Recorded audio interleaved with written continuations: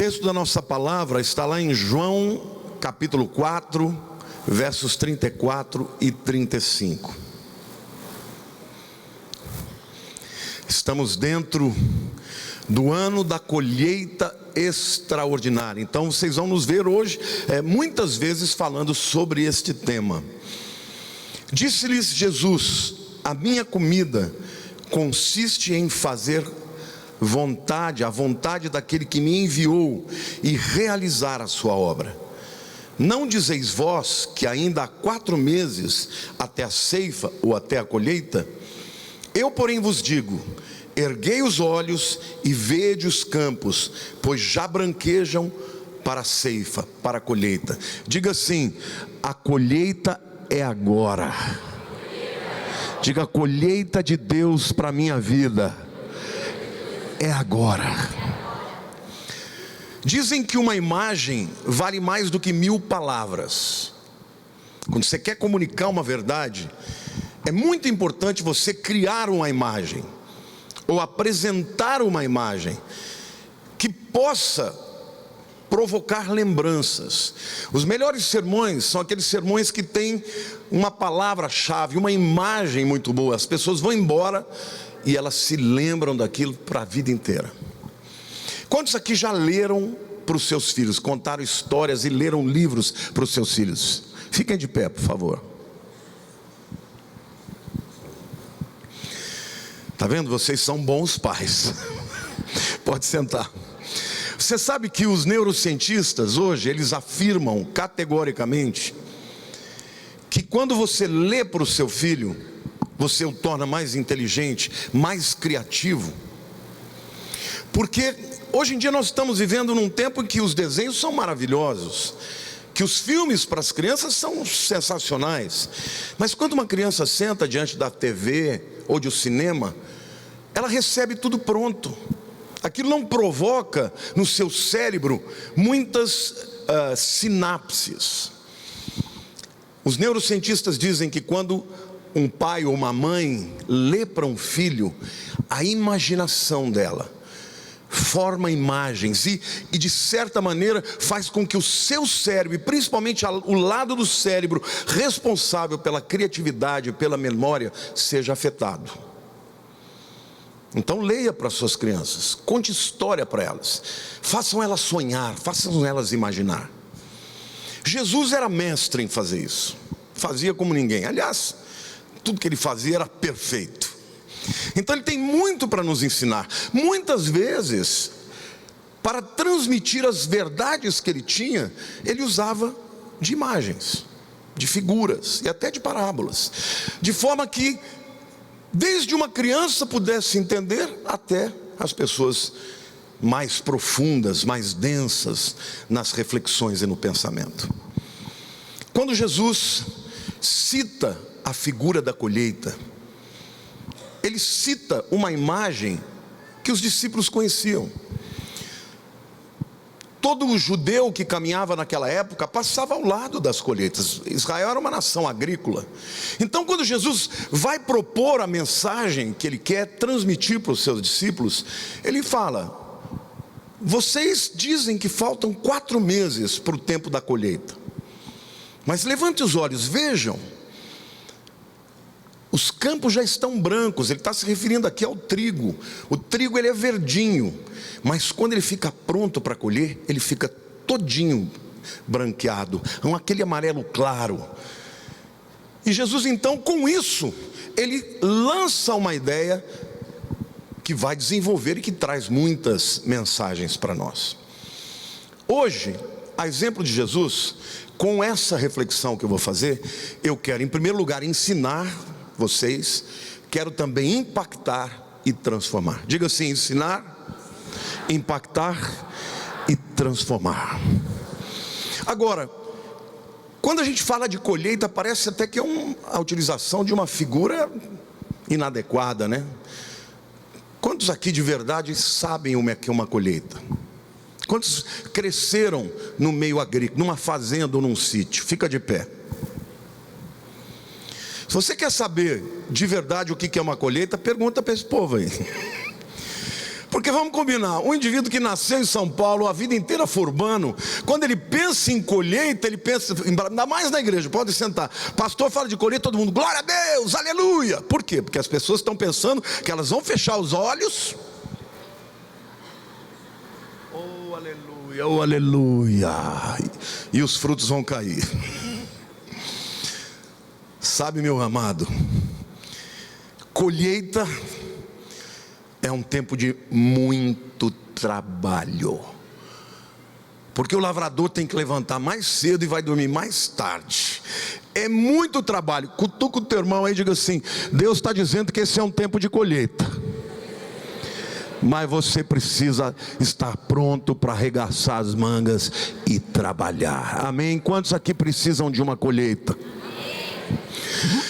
É óbvio que a colheita que Jesus se refere é a colheita das vidas, das almas. Frequentemente, Jesus usava a figura do plantio e da colheita como uma figura para falar das vidas que ele veio salvar. Há um outro texto em Mateus em que ele diz assim: a seara está pronta, orai ao Senhor da seara para que mande trabalhadores para a colheita. Amém? Vocês são os trabalhadores da colheita. Deus está dizendo que vai nos dar uma grande colheita, mas nós precisamos estar prontos para trabalhar nela. Mas eu quero extrapolar mais uma vez ao conceito, a figura da colheita, que no caso de Jesus tem o propósito primeiro em falar da salvação de vidas. Hoje eu quero dizer para você que tudo aquilo que a gente vai aprender, que vai refletir, diz respeito a tudo que nós investimos, trabalhamos, sonhamos, realizamos.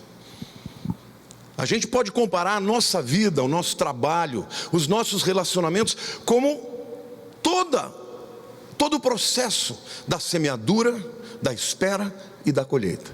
Então as lições que a gente vai aprender aqui de Jesus valem para a nossa vida como um todo. Vale para você como pessoa, vale para a sua família, vale para você no seu trabalho, vale para você no seu relacionamento com os amigos.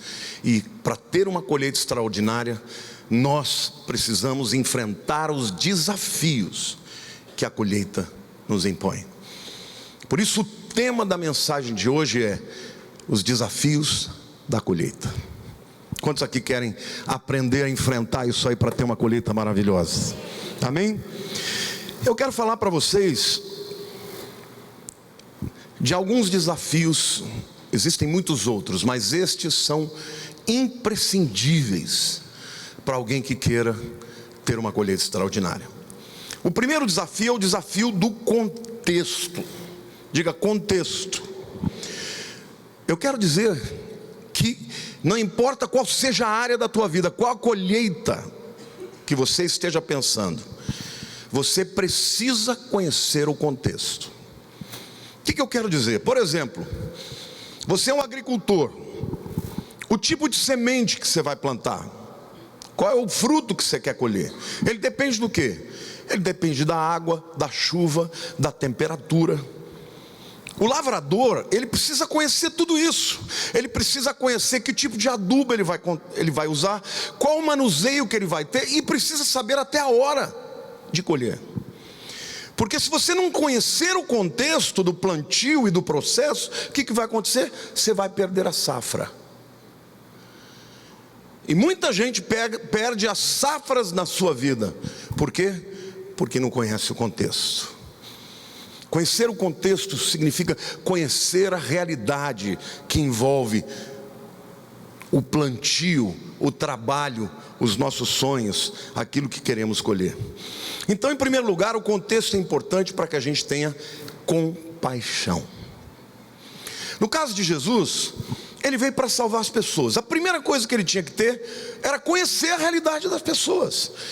Ele tinha que conhecer o coração das pessoas, o contexto das pessoas. Quantos aqui acreditam que conhecer a realidade do outro é importante na vida? Sabe, querido, na verdade não é só importante, é fundamental. Por exemplo, na pregação do Evangelho, se você tem conceitos sem contexto, você chega a ser um legalista. Você conhece alguém que vive apontando o dedo para os outros?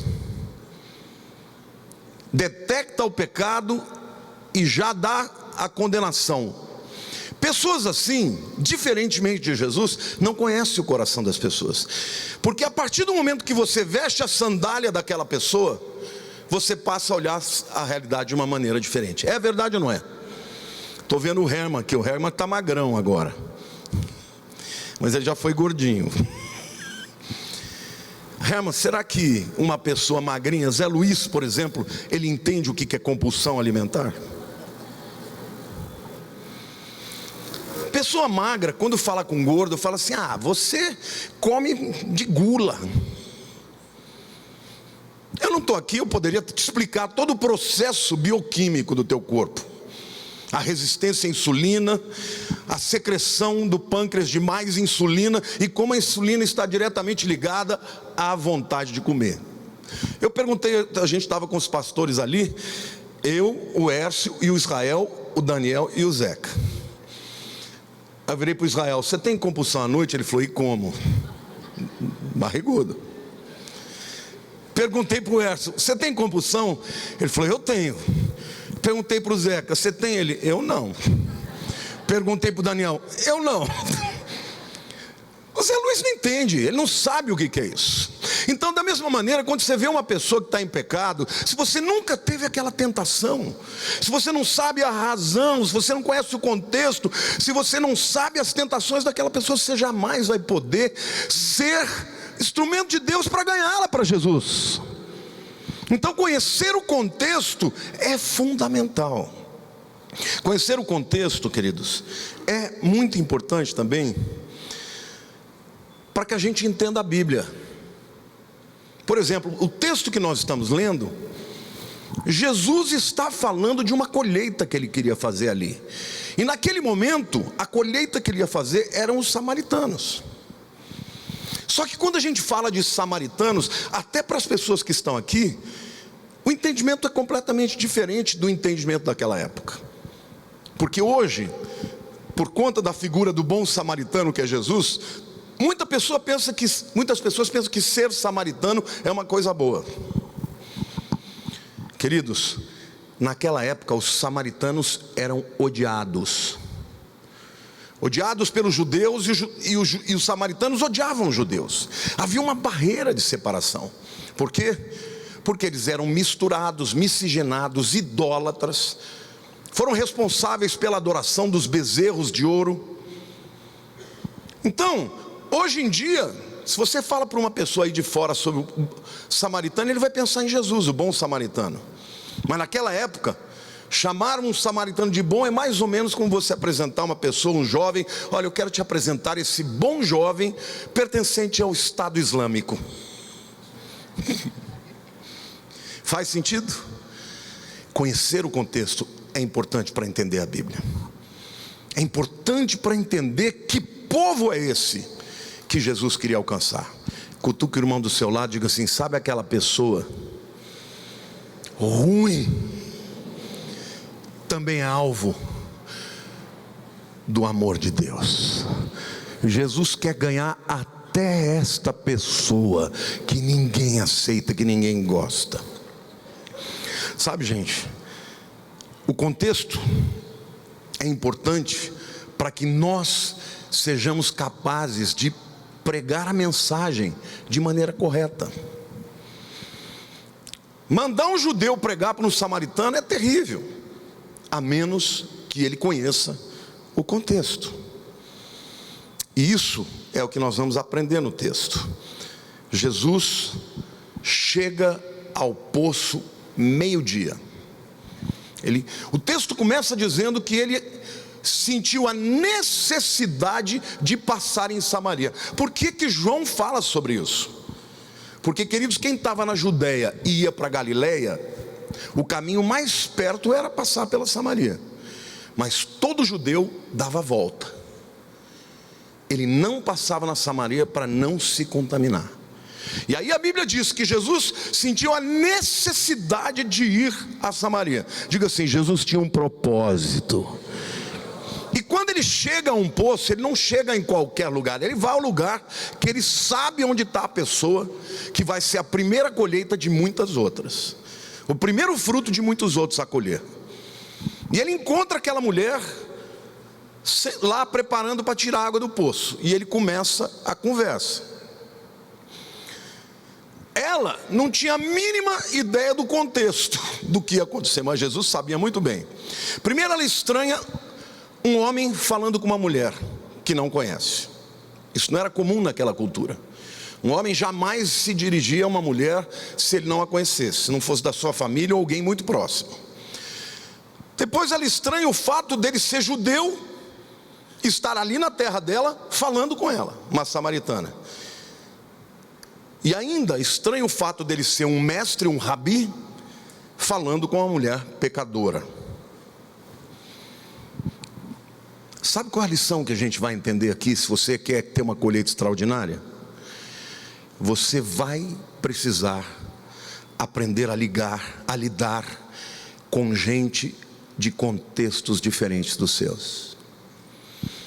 Você conhece alguém intransigente? Você conhece alguém que é incapaz de sentir a dor do outro? Você conhece alguém radical? Essa pessoa não vai ter uma grande colheita. Essa pessoa vai ficar sozinha. Porque na nossa própria vida, o dia que você casou com uma moça, se você é homem e casou com uma moça, ela é diferente de você. Ela pensa diferente de você. Ela teve uma história diferente de você.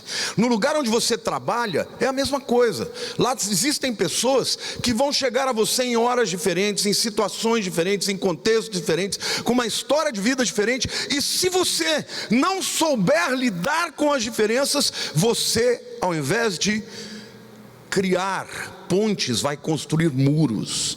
Ao invés de fazer amigos, vai fazer inimigos. E Jesus aqui, ele não está somente querendo alcançar a mulher samaritana, ele está treinando os discípulos no próprio campo, porque um dia ele iria para o Pai e eles dariam continuidade na pregação do Evangelho. Então eu quero dizer para você, ser intransigente não te ajudará a nada. Você precisa compreender as diferentes realidades das pessoas com as quais você convive. Amém? As pessoas não passam pela vida para serem simplesmente comedores de frutos. Diga assim: eu estou nessa vida, eu estou nesta igreja para receber os frutos, mas também para semear sementes e para ter uma grande colheita. Amém? Deus te criou para ser um semeador. Deus te criou para ser um colhedor. Deus te criou para envolver pessoas na sua colheita. Esta igreja começou comigo e com a Lilian. Começamos com uma visão. Pessoas foram se juntando a nós e ela foi crescendo, e cada vez mais pessoas vão sendo inseridas, e o propósito da colheita de Deus através de nós está cada vez mais crescendo. Amém? Glória a Deus.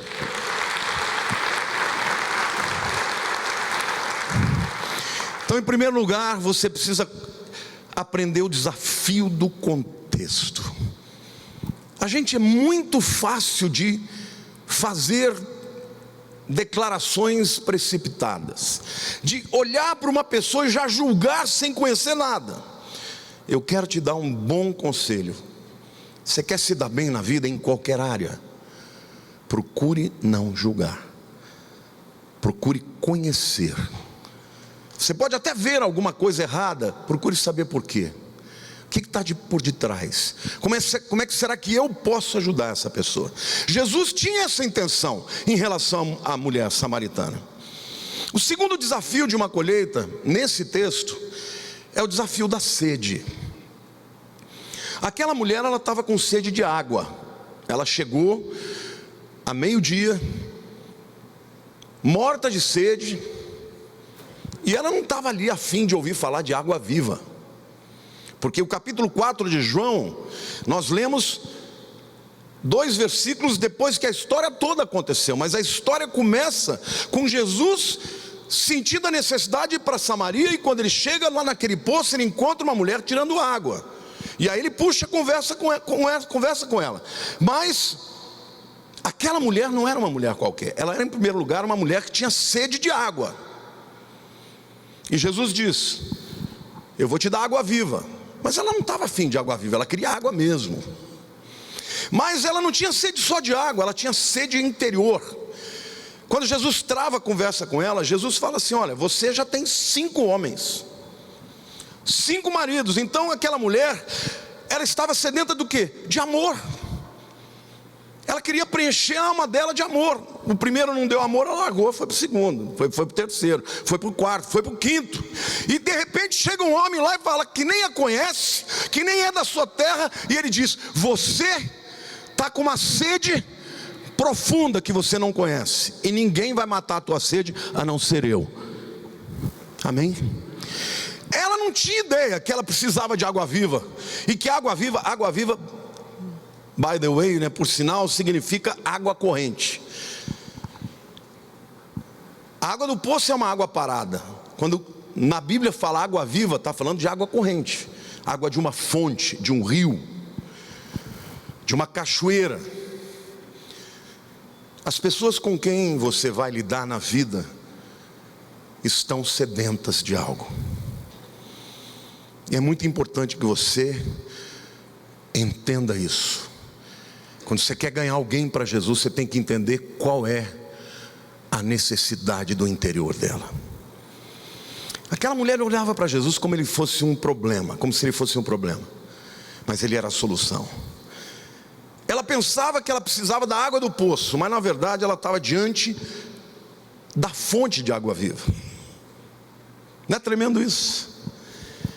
Aquela mulher olhou para Jesus e achou algo diferente, porque a conversa começa assim: me dá um pouco da tua água.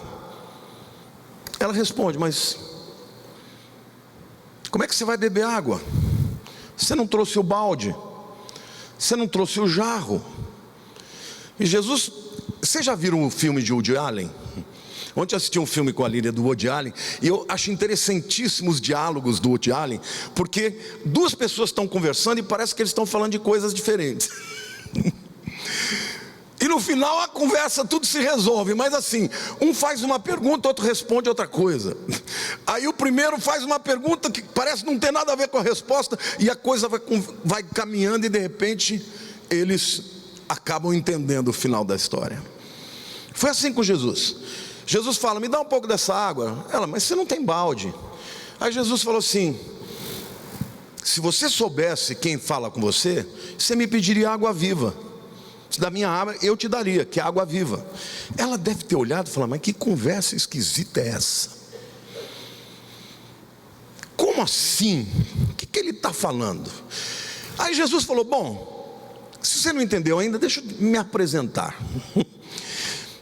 Eu sou Jesus, e eu sei que você já está no 5º homem. E começa, aí a conversa mudou de figura. Mudou de figura a ponto dessa mulher, no final da história, sair dali e esquecer o balde, ou esquecer o jarro, e voltar para sua terra para dizer: eu encontrei um homem que revelou tudo sobre mim. Será que ele é o Cristo? Deus quer usar você na vida de pessoas, e Deus vai revelar para você o coração dela, se você entender que sem compaixão não existe colheita. Sinônimos de compaixão seriam simpatia, sentir com, ou empatia, sentir por, ou sentir o que vai dentro da pessoa. Cutuca a pessoa do teu lado, diga assim: tem muitos maridos que não estão nem aí para o que a esposa sente. Tem muitas esposas que não estão nem aí para o que os maridos sentem. Querido, você não vai entender o seu filho se você não conhecer o coraçãozinho dele. Você não vai entender a pessoa que está lá no seu trabalho, Às vezes ela chegou num dia mal, te deu um coice, você está aí já morrendo de raiva dela. Você não sabe pelo que ela está passando. Se você deseja alcançar aquela pessoa para Jesus, você precisa conhecer o que está no coração dela, conhecer o contexto, conhecer a sede, saber de fato o que está passando na vida dela. E é interessante, porque quando a mulher fala assim: mas onde está o balde? Você não tem balde? Como é que você está me pedindo água? O texto não fala isso, mas eu imagino que Jesus pensou. Ele deve ter pensado assim, ele deve ter olhado para ela e dito assim: você pensa que eu estou precisando da tua água? É você que está precisando da minha. Você pensa que eu estou falando de água H2O? Eu estou falando de água viva. Eu estou falando da água que sai de dentro, que só o Espírito Santo pode dar. E você está dizendo: cadê o seu balde? Eu vou te dizer cadê o meu balde. Meu balde é você, porque eu vou encher você. E quando você estiver cheia de água viva, você vai levar essa água viva para muito mais gente. Amém, irmãos? Então eu quero dizer para você hoje, pode aplaudir o Senhor, pode liberar essa unção. Eu quero te dizer que muitas vezes você vem à igreja achando que Deus só quer te dar o fruto para comer, ou só quer matar a sua sede. Ele quer mais do que isso. Ele vai te alimentar, Ele vai saciar a tua sede, mas Ele vai tornar você um jarro cheio de água viva. Amém?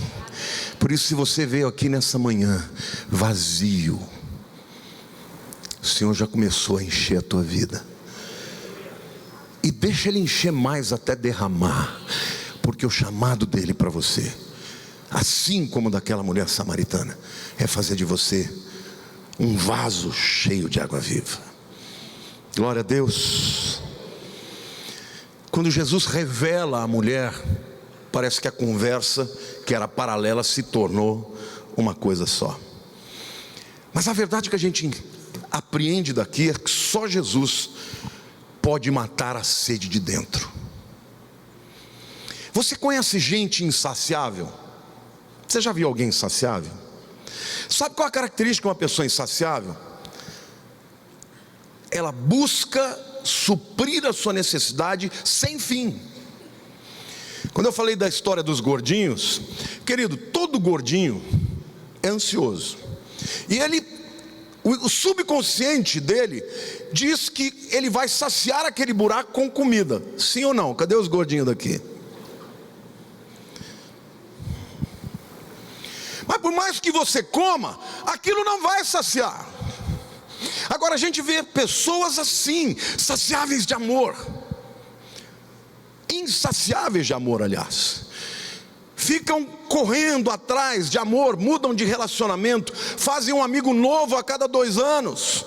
Ah, esse não deu certo, vou para o próximo. Pessoas assim não tem fim. Sabe o que acontece com isso? Vão procurar matar a sua sede em diversos poços que não podem saciar a sua sede. Somente Jesus, diga, somente Jesus pode matar a sede do meu interior.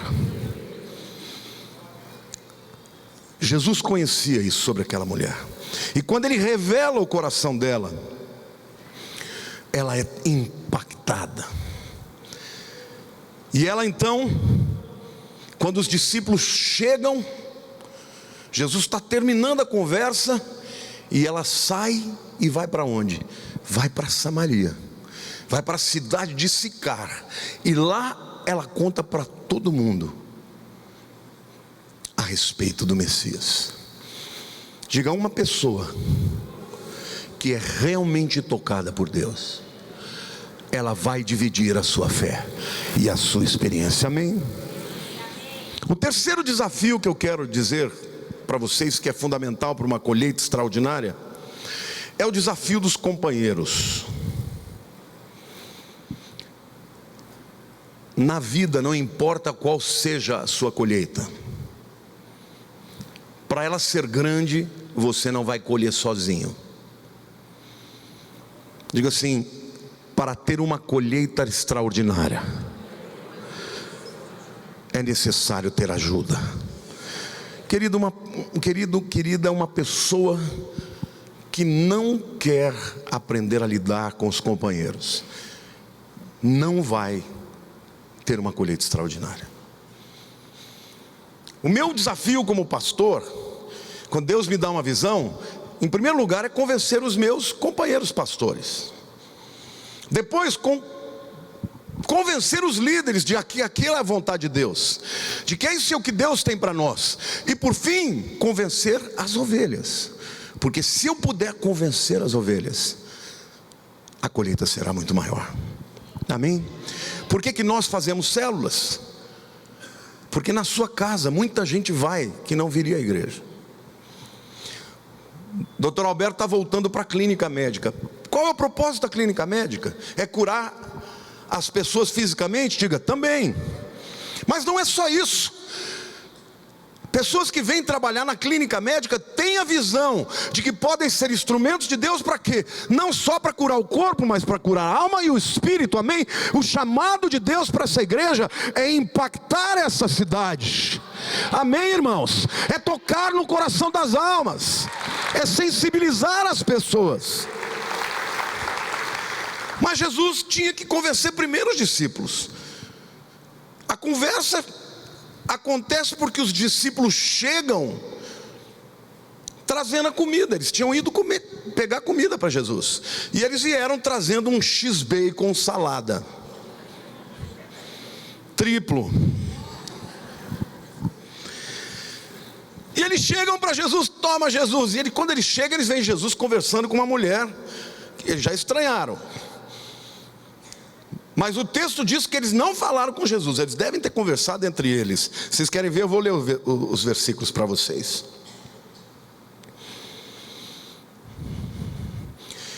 João 4:27 diz assim: neste ponto chegaram os seus discípulos e se admiraram de que estivesse falando com uma mulher. Todavia nenhum lhe disse: que perguntas ou por que falas com ela? Nesse inteirinho, ou seja, Jesus está acabando a conversa e eles chegam com X-salada ou com X-bacon salada, né? Porque eu tenho um cunhado que diz: se você quiser estragar qualquer coisa, uma comida estragada, bota bacon, fica uma delícia. Se for doce, e o doce está ruim, bota leite condensado, vai ficar maravilhoso.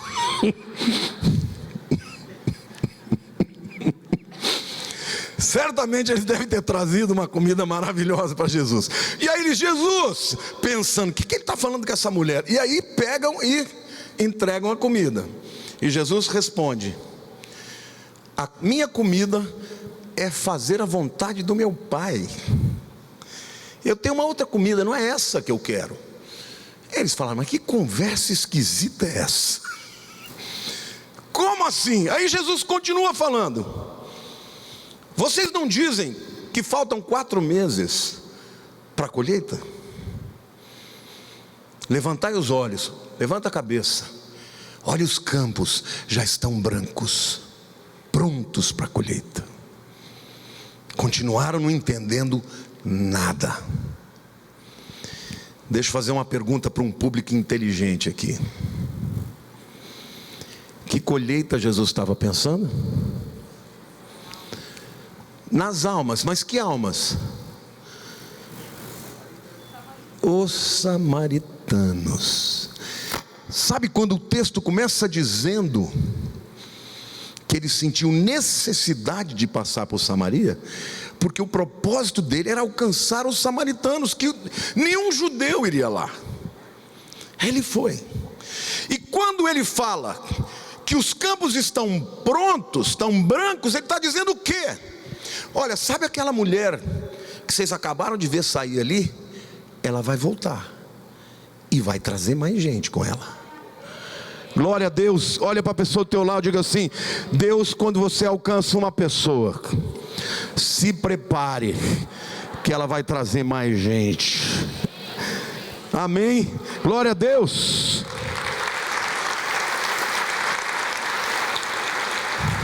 A prova disso está nos versículos 28 e 29 do capítulo 4, que diz assim: quanto à mulher, deixou o seu cântaro, ou seja, descobriu que a sede dela não era aquela água. Foi à cidade e disse àqueles homens, os samaritanos: vinde comigo e vede um homem que me disse tudo quanto tenho feito. Será este porventura o Cristo? Saíram, pois, da cidade e vieram ter com ele. Vieram ter com quem? Jesus. Olha aí a colheita. Sabe, uma outra verdade muito legal que Deus me falou nesse texto aqui. Ela chegou, ela era uma nova convertida. Ela já tinha crido em Jesus. E ela já saiu pregando. Só que quando ela chega lá e começa a contar o que Jesus fez, ao mesmo tempo que ela prega, ela faz uma pergunta. Ela diz assim: será que é ele o Messias? E Deus falou comigo assim: toda vez que eu chamo alguém para fazer a obra, essa pessoa continua com algumas perguntas. Quantos aqui hoje estão perguntando muita coisa para Deus?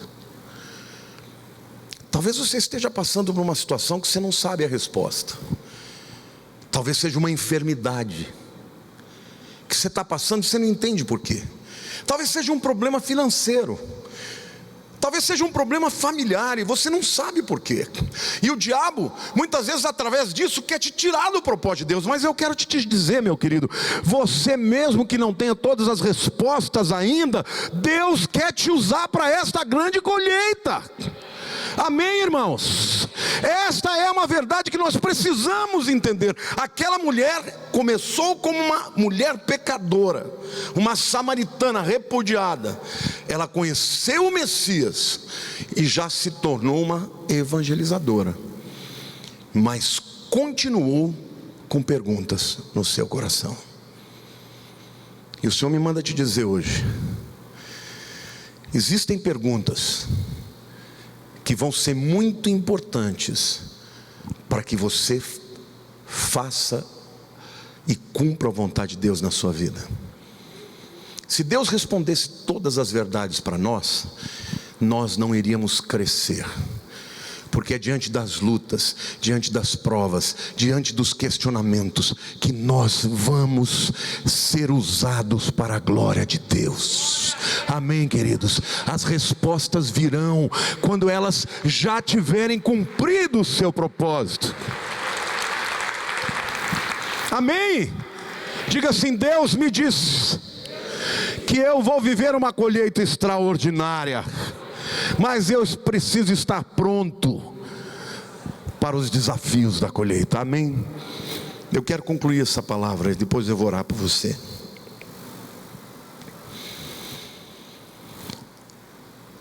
Deus tem uma grande colheita para a sua vida, e Ele está dizendo que essa colheita é agora.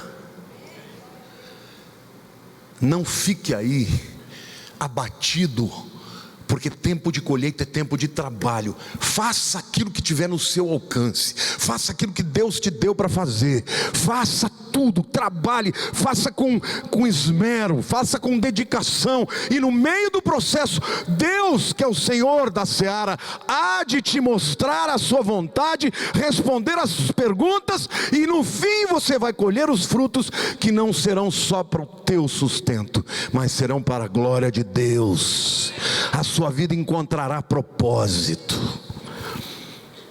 Diga assim: a colheita é um tempo de grande trabalho.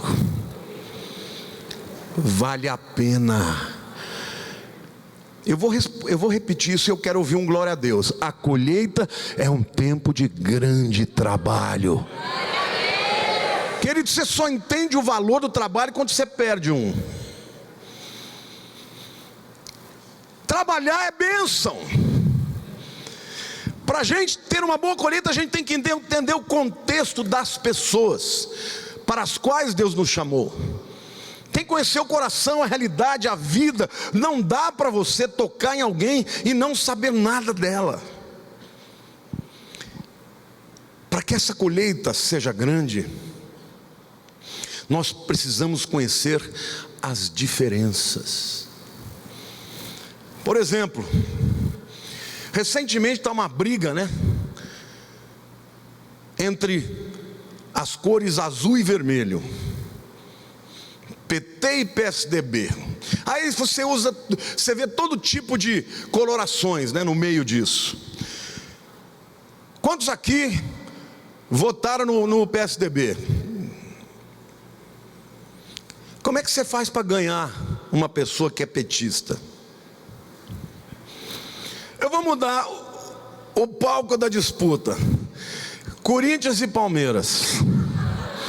Quando na vida eu fui pensar que eu ia criar uma filha palmeirense para casar com um corintiano? E ter um neto corintiano.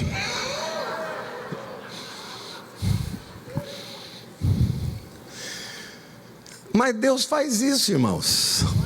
Ele junta palmeirense com corintiano, ele junta petista com PSDBista, ele junta as pessoas, porque ele ama as pessoas independente do seu contexto, do seu país, para o seu time de futebol, da sua visão político-partidária. Amém ou não? E nós vamos ganhar as colheitas e vamos ter uma grande colheita de vidas, e nós precisamos entender o coração do outro, mesmo que ele seja diferente de nós. Irmãos, eu me lembro que quando o povo da igreja começou a cantar música estilo sertanejo, eu morria. Até que um dia Deus falou assim: olha, as músicas que são tocadas são para a minha glória. Então, não tem que ser o teu gosto, tem que ser o gosto do povo. Porque a música tem que ser um instrumento para que eles se derramem e me adorem. É muito importante que você entenda as diferenças, o contexto das pessoas.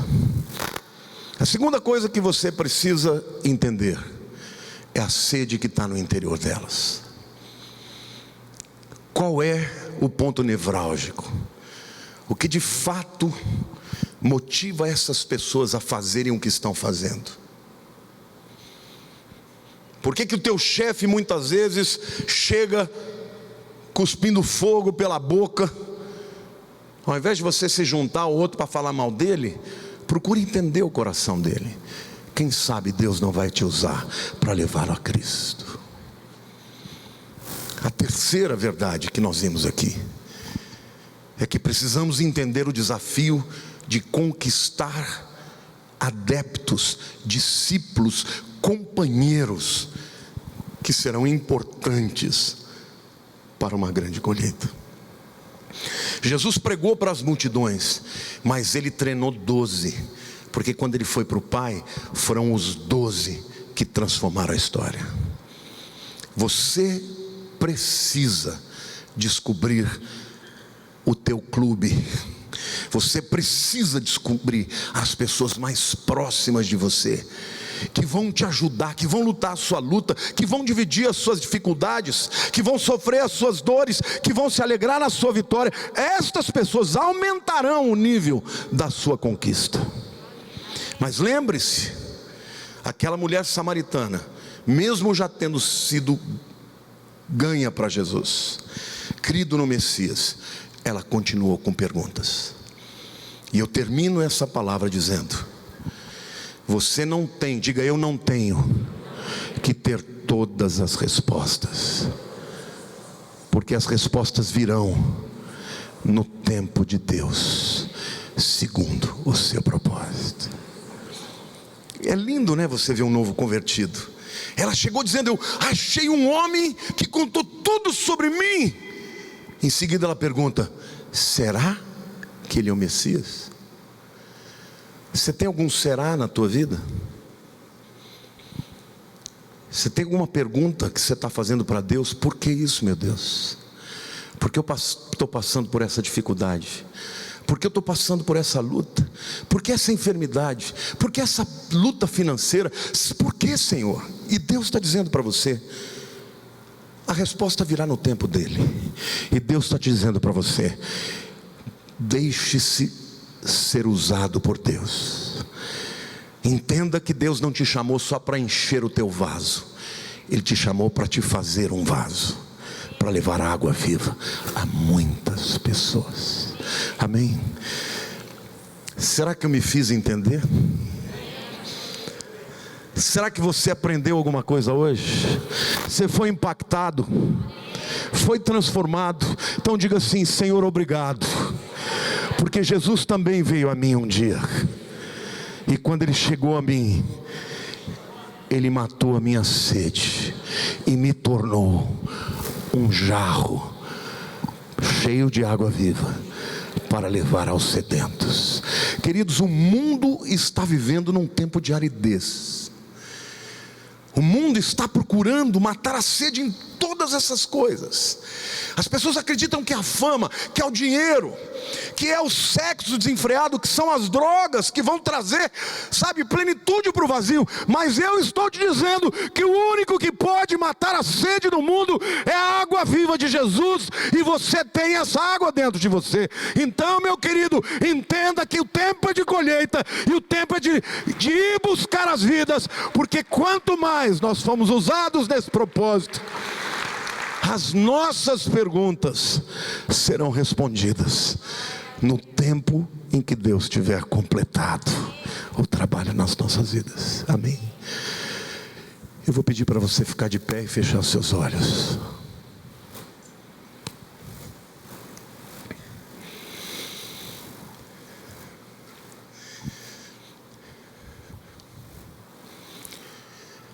Senhor, a minha oração nesse momento, em primeiro lugar, é de gratidão pela grande colheita desta igreja ao longo desses 27 anos. Muitos chegaram como aquela mulher samaritana, cheios de pecado, de vazios, de buracos, e foram transformados pela tua palavra, pela água viva que vem do teu trono. Obrigado porque estes que foram alcançados se tornam hoje portadores dessa mensagem. Por isso, Senhor, a minha oração é para que esse povo se apaixone pela visão, se apaixone por essa visão maravilhosa, Senhor, de que o Senhor usa a nossa vida mesmo quando não temos todas as respostas. O Senhor usa a nossa vida mesmo quando não temos, ó Deus, vencido todas as áreas na nossa luta pessoal. Mas em nome de Jesus, Senhor, que cada um possa entender o seu chamado e possa entender, ó Pai, o que Jesus disse aos discípulos: a minha comida é fazer a vontade do meu Pai. Senhor, e a vontade do Pai para Jesus é a vontade do Pai para a nossa vida. Ore comigo, diga: Senhor meu Deus, usa a minha vida para cumprir o mesmo propósito, que eu seja usado como um jarro cheio de água viva para levar aqueles que estão com sede.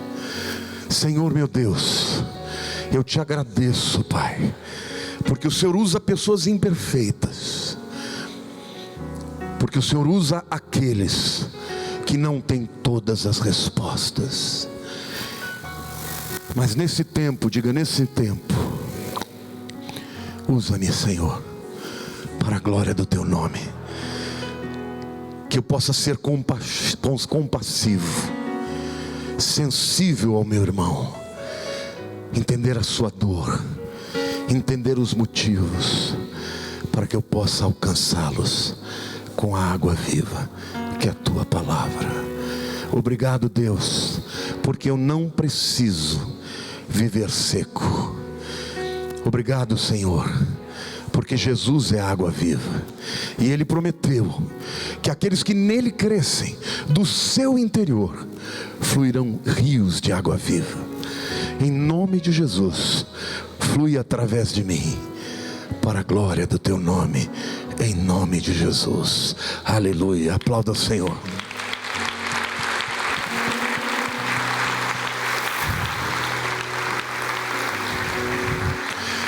Quantos de você hoje, quantos de vocês estão vivendo algum momento difícil? Tem perguntas, interrogações enormes e ainda não encontraram respostas e querem receber uma oração? Levante a sua mão onde você estiver. Deus, eu não conheço a vida dos meus irmãos, lá no fundo, as suas necessidades mais profundas, mas o Senhor conhece. Obrigado, Senhor, porque a tua palavra diz que Jesus teve a necessidade de entrar num lugar rejeitado por tantos, por causa daquela vida em primeiro lugar, mas por causa de todas as outras. Senhor, eu te agradeço porque a nossa história, ela não está solta no mundo. Nós estamos numa rede, meu Deus, de situações, de intercorrências, ó Pai, que nós vivemos e passamos e não entendemos, mas tudo isso faz parte do teu propósito, ó Deus, para que nós alcancemos aquelas vidas para as quais o Senhor nos chamou e nos destinou.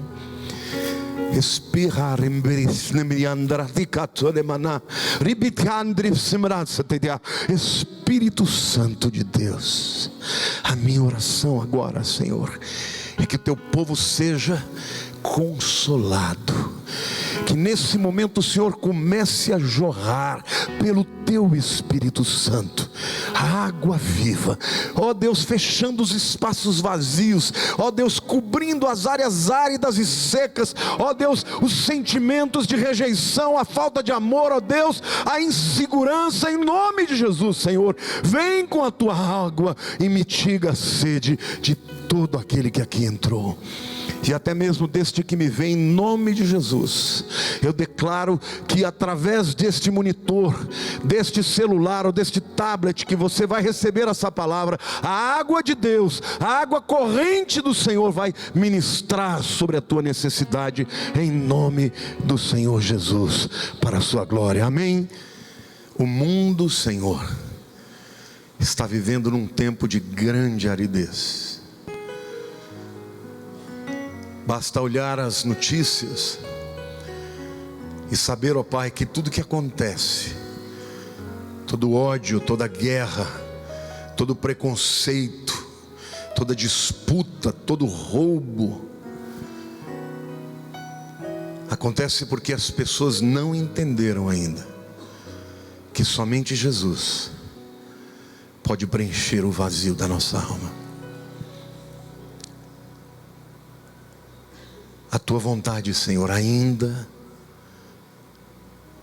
é alcançar as vidas. Por isso, Senhor, ainda que no Brasil estejamos vivendo um tempo de aridez, de seca, de poucos frutos, eu tenho certeza, meu Deus, que o Senhor tem uma grande colheita para esse povo que está aqui. Senhor, não deixa que o inimigo roube essa convicção, especialmente, Senhor, na vida daqueles que estão vivendo crise na sua história, crise familiar, crise financeira, crise de saúde, crise de fé. Senhor, nós somos como aquela mulher samaritana. Que o Senhor nos use, mesmo enquanto temos perguntas, mesmo enquanto não temos todas as respostas. O Senhor conhece o coração de cada um. Senhor, que não haja ninguém aqui hoje que sinta que o Senhor não se importa com as suas dores. E o Senhor me deu essa palavra hoje para que eles entendessem que o Senhor deseja enchê-los de água viva. Senhor, nós viemos para este lugar maior porque o Senhor tem em mente uma grande colheita,